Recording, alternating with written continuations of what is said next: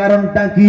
বলেছিলেন আমি একটা এলাচ নিতে এসেছি। কি এলাচ নিতে এসেছো একটু বলো। বলছে এই যে দেখো আমার পোতা মুহাম্মদ রয়েছে, এই মুহাম্মদ আমার দেখতে পাই না, এনার জন্য আমি আপনার কাছে এসেছি। আপনি নাকি দম করতে পারেন ভালো, যার কারণে এসেছি আপনার কাছে। দোস্ত বন্ধুগণ ভাইয়েরা বাবাজিরা, কথাটা শুনতে নাই তিনি আপনার মুহাম্মাদের দিকে তাকাতে লাগলো। তাকাতে তাকাতে তাকাতে উনি আপনার তাওরীত জাবুর ইনজিলের মধ্যে পড়েছিল আপনার আল্লাহর নবী হবে, আখিরি জামানার নবী আসবে, তার চেহারাটা এমন হবে, তার হাত এমন হবে, তার চোখ একটু লাল থাকবে। ও মুসলমান ভাইয়েরা, সবকিছু দেখা হয়ে গেল।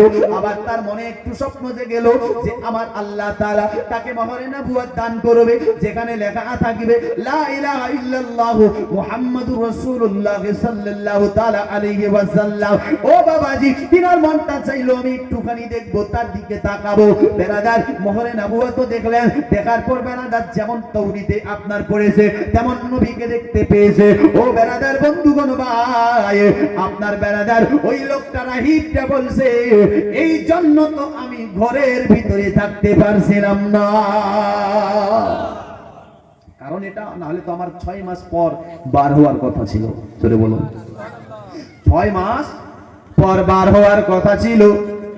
তবে বেরাদার বন্ধুগণ ভাইরা বাবাজিরা, আব্দুল মুত্তালিব বলতেছেন ভাই ওগুলো বাদ দিন, আপনি আমার ছেলেটার এলাজ করেন, এলাজ করেন, একটু আমার ছেলেকে চোখ ঠিক হতে পারে। বলে শোনো শোনো, আমি আপনার এই পোতা মুহাম্মাদের চোখ আমি ঠিক করতে পারি না।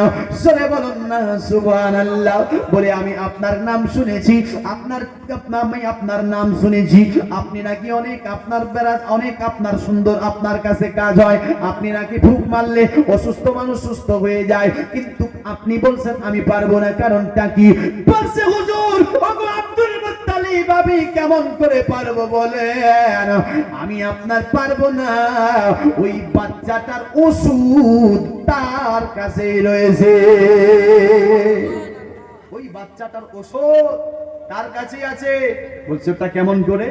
বলছে আপনি তার থুতু মোবারক বার করে তার 2 চোখে লাগিয়ে দেন, 2 চোখ অটোমেটিক ঠিক হয়ে যাবে, 2 চোখে কি হবে? ঠিক হয়ে যাবে। বলছে তাই? আপনি যদি বিশ্বাস না হয় এখনই আপনি লাগা, ওই জায়গার মধ্যে বেরাদার থুতু আব্দুল মুত্তালিব নবীর বার করে আপনার নবীর চোখে লাগিয়ে দেয়, চোখ দুটি ভালো হয়ে যায়। জোরে বলুন সুবহানাল্লাহ। দোস্ত বন্ধুগণ ভাই বাবাজি, আবার তিনি ওখান থেকে আসছিলেন, আসার পথে আবার বেরাদার তিনি বলছিলেন কাকে? তাকে, এই রাহিবটাকে আব্দুল মুত্তালিব। বলছে আমি তোমার নাম খুব শুনেছি, লোক সবাই তারিফ করছে তোমার, যে তুমি নাকি ফুক মারলেই সঙ্গে সঙ্গে বেমার দূর হয়ে যায়। তো একটা কথা বলো তো, এমন কি তুমি ফুক দিয়ে এরকম করো, কি আপনার বলে ফুক দাও যে সঙ্গে সঙ্গে বেমার দূর হয়ে যায়? বলছে হুজুর খোদার কসম আমি কিচ্ছু জানি না, কিচ্ছু আমার কাছে নাই, শুধু আল্লাহ এবং আল্লাহ রাসূলকে আপনার গাওয়া রেখে, সাক্ষী রেখে, নবীর উসিলা করে আমি ফুক মেরে দিই, অসুস্থ মানুষ সুস্থ হয়ে যায়। জোরে বলো, অসুস্থ মানুষ কি হয়? সুস্থ হয়ে যায়। তো এখান থেকে বোঝা যায় সব থেকে ভালোবাসতে হবে কাকে? জোরে বলো। কবি বলছে মন যদি দিতে হয় নবীকে দে, মন যদি দিতে হয় নবীকে দিও, ভালো যদি বাসতে হয় নবীকে বাসো, মন যদি দিতে হয় নবীকে দিও, ভালো যদি বাসতে হয় নবীকে বাসো। মোদের দুঃখ বেদনা সইতে তো পারি না, সেই নবীর মুহাব্বতে দরুদ পড়িও, মন যদি দিতে হয় নবীকে দিও।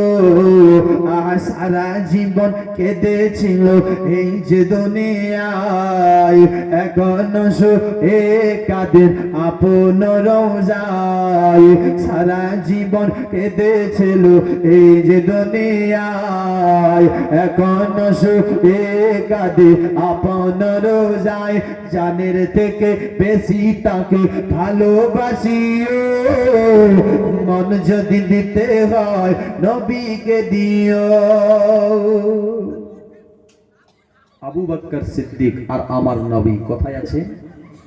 আপনার ওই গুহার ভিতরে, আপনার ওই কুয়ার নিচে, আবার ওই জায়গাতে মাকড় আবার জাল লাগিয়ে দিয়েছেন। জোরে বলো, কি লাগাইছে?